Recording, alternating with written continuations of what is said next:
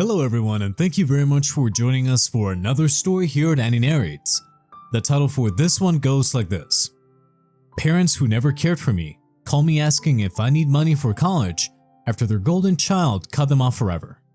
I told them that I graduated 3 years back and I got married last month, but now they're mad and want me to get married again for them because that was their last wish.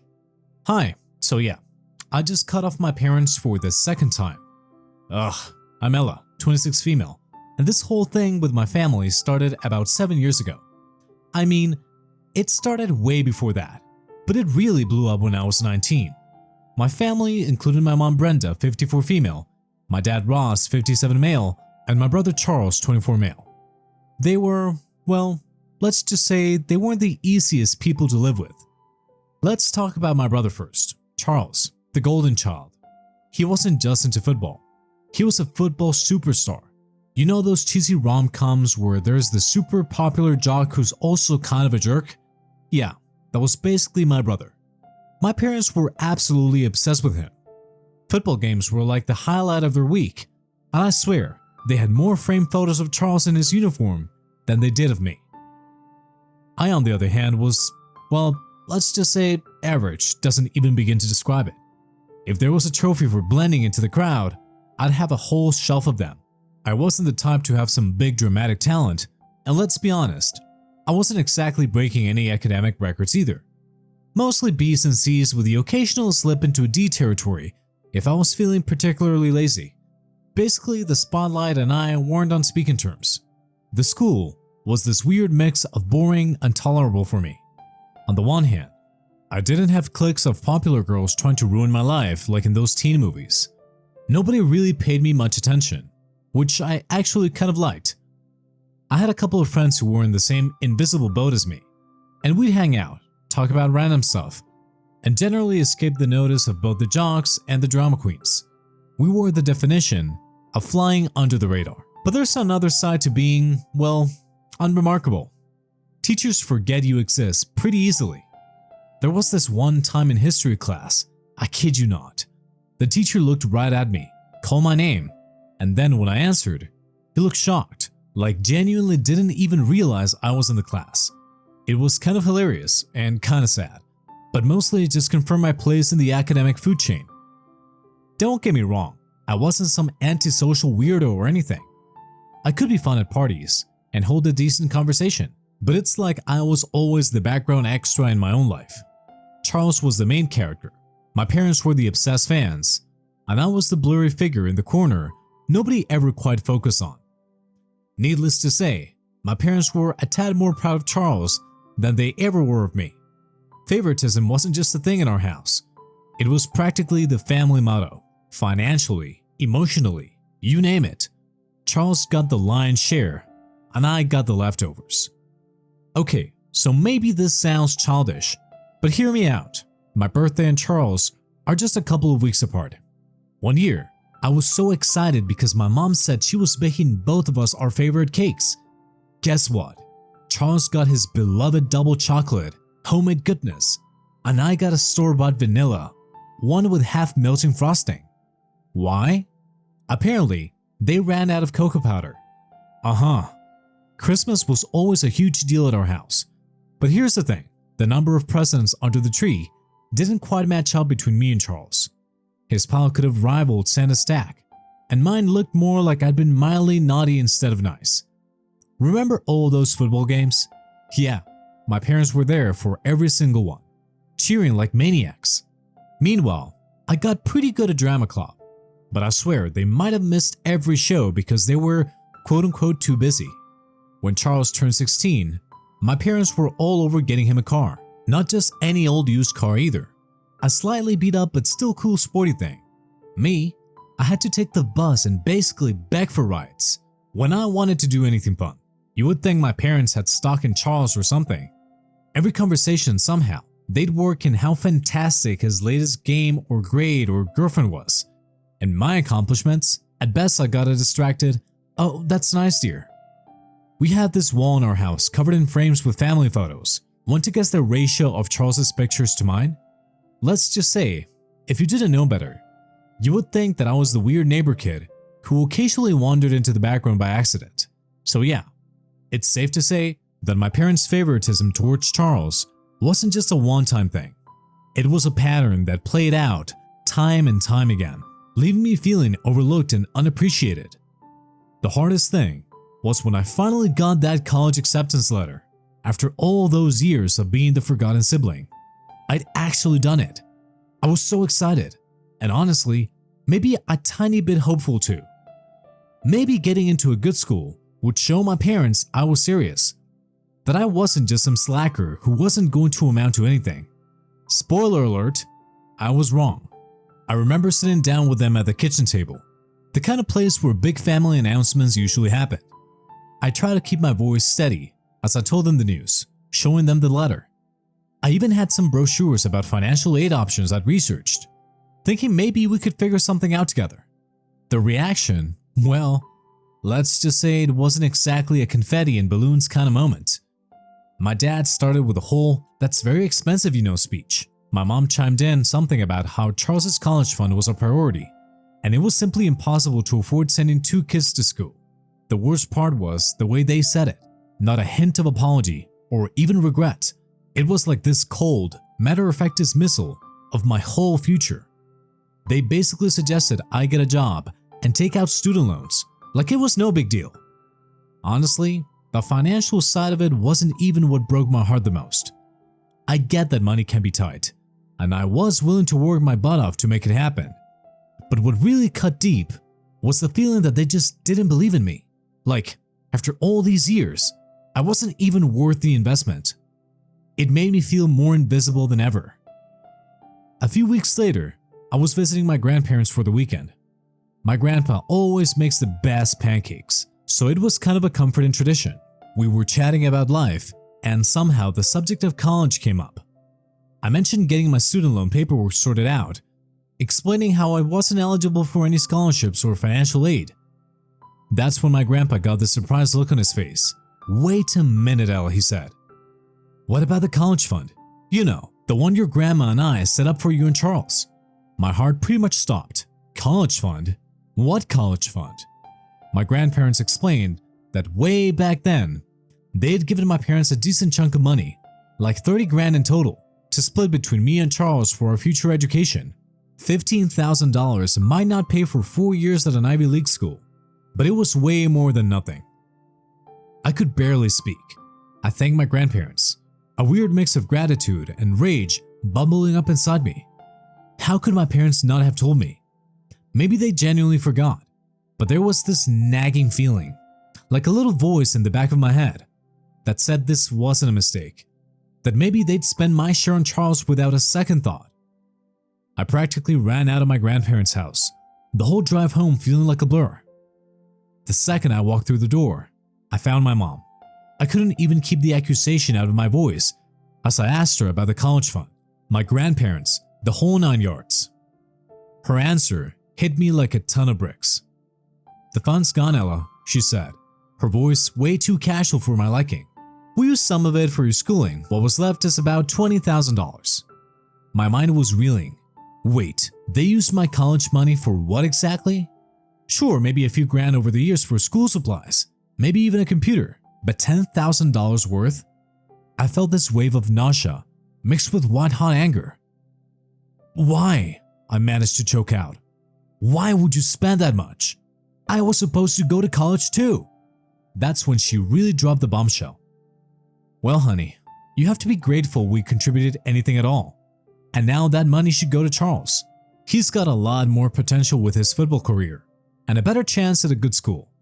Honestly, a few $1,000s won't make much of a difference for you now that you have that loan anyway." The world seemed to tilt sideways. Potential, a better chance.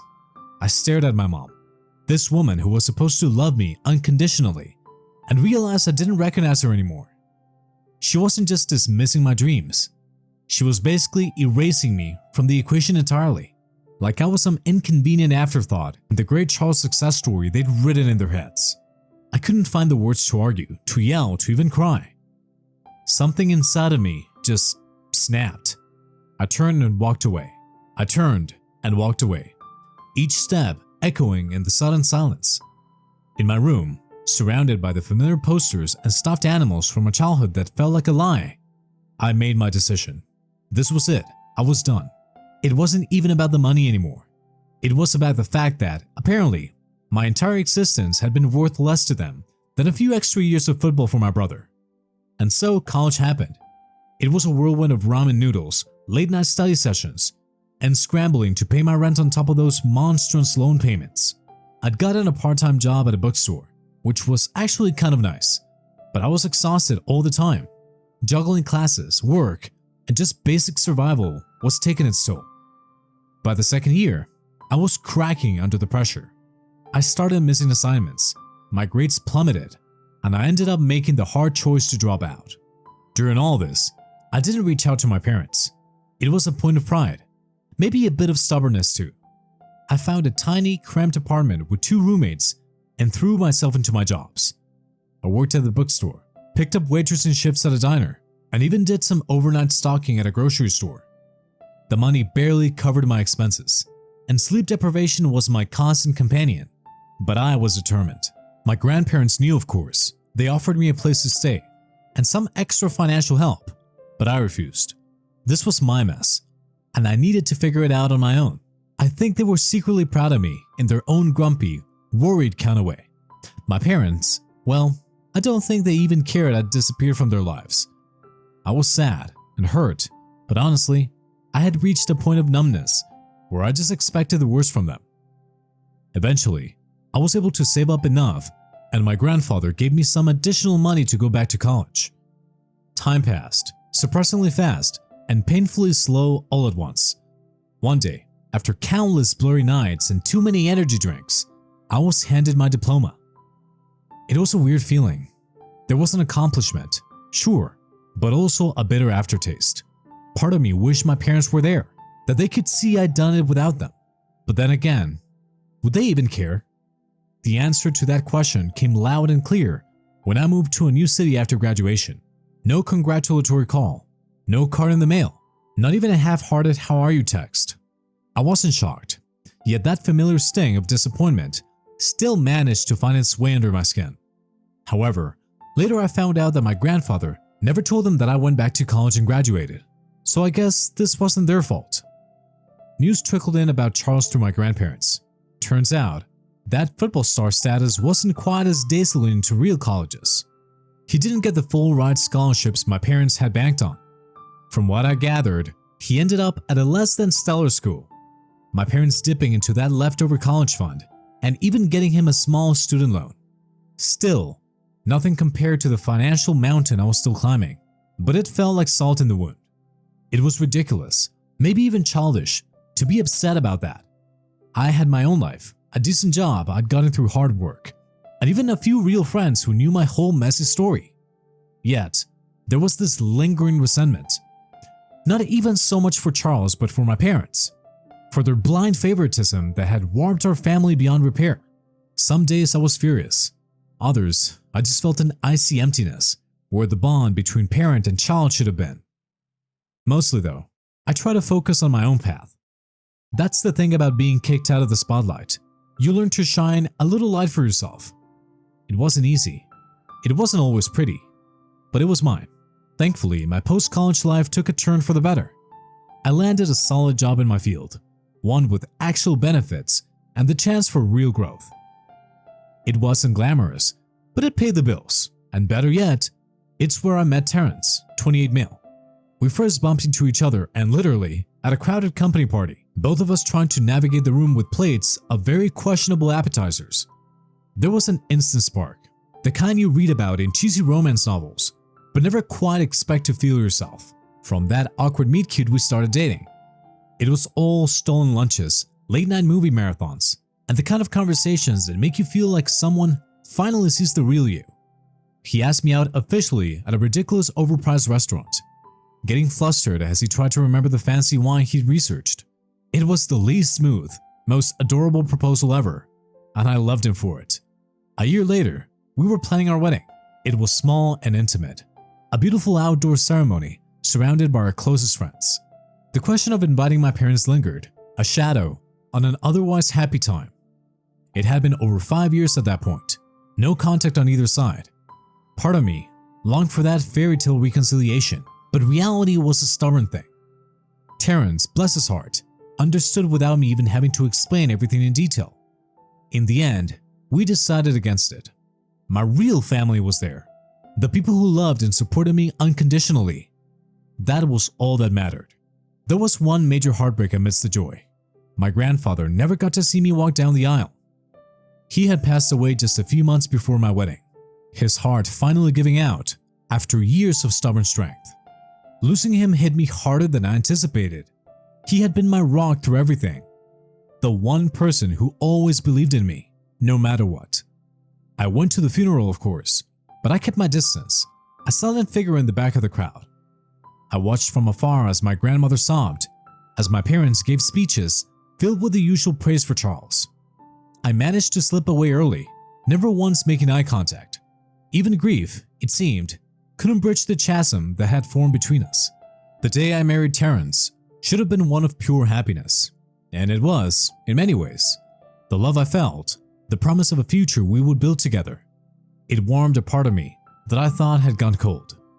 Yet, walking down the aisle, there was an ache inside, an empty space where my grandfather should have been, beaming at me with that mix of pride and gentle amusement that only he could manage.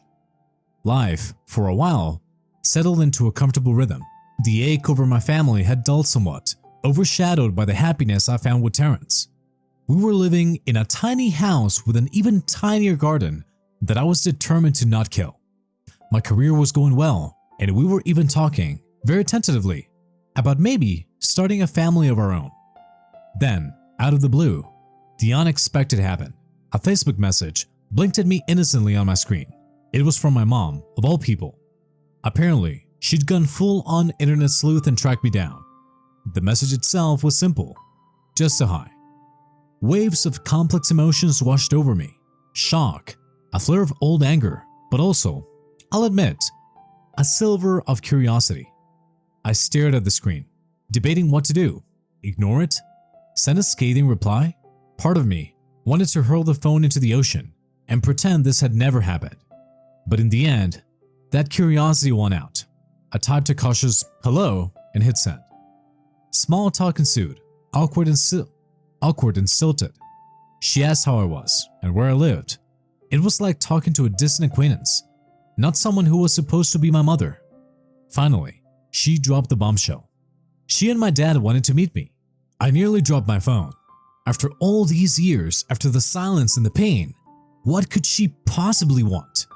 A million scenarios played out in my head. Desperate apologies, tearful pleas for forgiveness, and maybe even some bizarre excuse that would explain away their past behavior. But deep down, I had a sinking feeling. This wasn't about healing old wounds. There had to be another reason, and I wasn't sure I wanted to find out what it was. The week leading up to their visit was a blur of conflicting emotions. I told Terrence about it, spilling out the entire complicated mess of our history. He listened without judgment, just that steady support that had become my anchor. When I asked him if he could find somewhere else to be while my parents were over, he agreed without question. "This is your thing, Ella," he'd said, squeezing my hand. "I want you to have the space for whatever needs to happen." The day they arrived, I was a bundle of nerves. Seeing them on my doorstep, older and a little less polished than I remember, was surreal. My mom hugged me, a tentative gesture that felt foreign and oddly comforting at the same time. I led them into the living room, my hands fumbling as I offered them drinks and those store-bought cookie trays you grab in a picnic. The initial small talk was almost unbearable. They commented on the house and asked generic questions about my job, the kind of things you might discuss with a stranger at a bus stop. Each word seemed to hang in the air, heavy with unspoken years. All those what-ifs and should-haves bustled angrily in my mind, even as I tried desperately to focus on the present. Finally, my mom cleared her throat, a nervous flicker passing across her face. That's when I knew the real reason for this sudden visit was about to be unveiled. "So, we know you had to drop out of college," my mom began slowly, her voice hesitant. "We understand how hard that must have been, and, well, we'd like to help." I blinked, Sure, I must have misheard. Was this some kind of elaborate joke? Help, I repeated, the word tasting bitter on my tongue. We saved some money for Charles. It was my dad's turn now, his voice gruff, like he was uncomfortable with this whole conversation. For his wedding, but seeing as he's, well, not speaking to us anymore, we were thinking, maybe you could use it for school. The rage came fast and hot. Of course, not an apology, not a hint of regret, just some toss-aside scraps now that their precious Charles had abandoned them. You think money fixes everything, don't you? I snapped, my voice rising with each word. You think some cash can make up for years of making me feel worthless, for giving Charles everything and leaving me with nothing? The words poured out of me, a torrent I'd been holding back for years. I told him about working multiple jobs, about sleeping on my grandparents' couch, about the relentless fear that I wasn't good enough, how it had taken everything in me to rebuild my life, to find my own way, without their help. I don't need your money, I finished, my voice shaking with a mix of fury and a deep, wounded hurt. I graduated college 3 years ago. I did it on my own. They stared at me, stunned. For the first time in my life, I saw something like guilt mirrored in their eyes. But it was little too late. The chasm that had split our family wasn't about a few missing dollars. It was about a lifetime of love withheld, of potential ignored. And that wasn't something their belated change of heart could fix. Just as I thought they might try to offer some half-hearted apology, I told them that I got married last month. Wait, married? My dad spluttered. You got married? When? Last month, I said flatly, to Terrence. The shift in their expressions was remarkable. Guilt evaporated, replaced by a flash of anger. How could you not invite us, my mom accused, her voice tight. Your own wedding. I couldn't help but laugh, the sound harsh and humorless. You haven't spoken to me in 6 years, I reminded them, my tone icy. Did you really expect a golden boss invitation? More back and forth, accusations flying. I refused to apologize, the years of hurt fueling my stubborn defiance. Finally, my mom threw her hands up in frustration. Well then, you should just get married again. It's every parent's dream to see their child walk down the aisle. The sheer absurdity of it hit me hard. I laughed, louder this time, with a desperate edge to it. Delusional, I managed to choke out. You people are completely delusional. It was all downhill from there. The anger flared hot on both sides. Old wounds ripped open and left raw. In the end, I couldn't take it anymore. Get out, I told them, my voice shaking. Just leave. They left, a whirlwind of slammed doors and lingering accusations. Now, sitting in the quiet aftermath, doubts crept in. Had I overreacted? Should I have been nicer? A part of me longed to fix this, to bridge the gap. But the other part, the part that remembered struggling silently for so long, knew it couldn't be that easy. So yes, here I am, wondering, am I the a-hole for kicking my parents out after this whole disastrous mess? Even with all their flaws, a part of me still wants a relationship with them. But I don't know if that's even possible anymore. In the days that followed, it was like I was trapped in some surreal movie loop. My phone wouldn't stop buzzing with calls and texts from my parents, rants about disappointment, how I was being disrespectful, and even the occasional guilt trip about how much pain I was causing them. They dangled the offer of paying for a second wedding, as if money could just magically erase everything. I snapped, no, I texted back, my fingers tapping furiously. I'm not some child whose wedding can be bought and done over. Do you want to pretend this is some big family happy reunion? Pay me back the $15,000 you stole from my college fund. Petty? Oh yeah, absolutely. Spiteful even.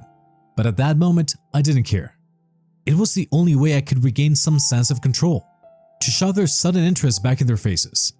My parents, predictably, didn't take it well. Then things got even weirder. They somehow found Terrence on social media. He showed me their messages, filled with pleas and not so subtle reminders of the money they could now provide. Terrence, bless his heart, just left them unread and handed my phone back with a look of bewildered amusement.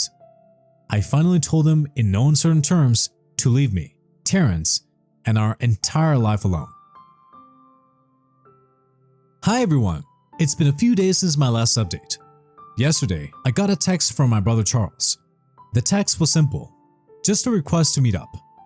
My initial instinct was to hit delete. I still vividly remember the Christmases when he unwrapped his mountain of presents, the way he'd smirk when I got my usual socks and a new notebook. But Terrence, always the voice of reason, convinced me otherwise. It's not his fault they made him the favorite, he pointed out. Give the guy a chance. Maybe he's finally realized your parents aren't perfect. So with a mix of apprehension and curiosity, I agreed. We met at a neutral coffee shop, and at first, it was an awkward dance of small talk. But somewhere between the second latte and a shared laugh over his disastrous attempt to grow a beard, something shifted. So, Charles finally began, hesitation heavy in his voice. Guess you heard I cut them off too, huh? A wave of grim satisfaction washed over me. Yeah, I did, I confirmed. His eyes met mine, and for the first time, I saw something in them other than smugness, regret, maybe even a flicker of understanding. It took a while, he admitted, a wry twist on his mouth, but even I couldn't stay blind forever. Turns out being the golden child isn't at all it's cracked up to be when it comes at the cost of your own family, he started to explain, and the more he talked, the tighter the knot in my chest seemed to twist. It turned out that when Charles's football dreams didn't materialize into that big league scholarship, something had shifted with our parents. Their attention turned sour, disappointment hanging heavy in the air. Comments were made, snide remarks about wasted investment, about how he'd failed to live up to their expectations. My heart ached in a strange mirrored kind of way. The same favoritism that had built me a wall of neglect had become an unbearable weight for my brother. But the real bombshell was what came next. Apparently, our parents had poisoned the well even further. They'd spun a story about how I was the one who abandoned the family, convinced I was quote-unquote too good for them after getting my degree. Charles admitted that it took my grandfather to fill in the gaps of the truth for him to even consider reaching out. But so much time had passed, the divide seemed insurmountable. Still, a part of him desperately wanted to reconnect, to forge some kind of bond out of the ashes of our shared past. Listening to him, something clicked into place. A wave of sorrow, tinged with a bittersweet relief, washed over me. We were, both of us, victims. His childhood was distorted by undeserved praise, mine by the lack of it. Our parents had played us like pieces on a warped chessboard, and we'd both end up losing. For the first time, I felt a silver of understanding, maybe even a flicker of compassion for the brother I thought that I left behind long ago. By the time we left the cafe, I was feeling closer to my brother than I ever had in my entire life. What the future holds for our relationship is not known, but I am sure that it's going to be better. So, after posting that update, I also posted a photo with Charles that I clicked in the cafe to my Facebook account. It felt like a tiny rebellion, a way of reclaiming the bond that had been denied us for so long. Of course, in my optimism, I had completely forgotten about one key thing. My parents were still my online quote-unquote friends. I should have known better. Within minutes, the storm broke. My phone erupted with calls and texts. I didn't bother answering, but curiosity got the better of me, and I glanced at the voicemails. Accusations flew thick and fast. Traitor, ungrateful. We were the worst children in the world. How could we turn our backs on our own family? They even looked in Terrence for good measure, questioning why he would support my terrible behavior. A fresh wave of anger surged through me. Not at their words, those were all too predictable, but at myself, for that foolish flicker of hope that things could be different. I should have known that my parents weren't capable of genuine change, of seeing their children as anything more than extensions of themselves. It hit me then, a clear and unshakable truth. This was bigger than any one wedding, any stolen college fund, any decade-long grudge. My parents' obsession with control, with a picture-perfect image of a family, had poisoned everything. Maybe they didn't consciously intend to hurt us, but that didn't change the damage they left in their wake. So I just sent a small text to my mom telling her that I'm done and to not contact me again. After that, I blocked both my parents from my phone and social media. Now, I don't know what they might do next, but I am sure that I don't want their drama in my life. And that was it for today's story. Thank you very much for listening. Smash that like button for me and subscribe for more stories. Thanks again. We'll be seeing you in the next one.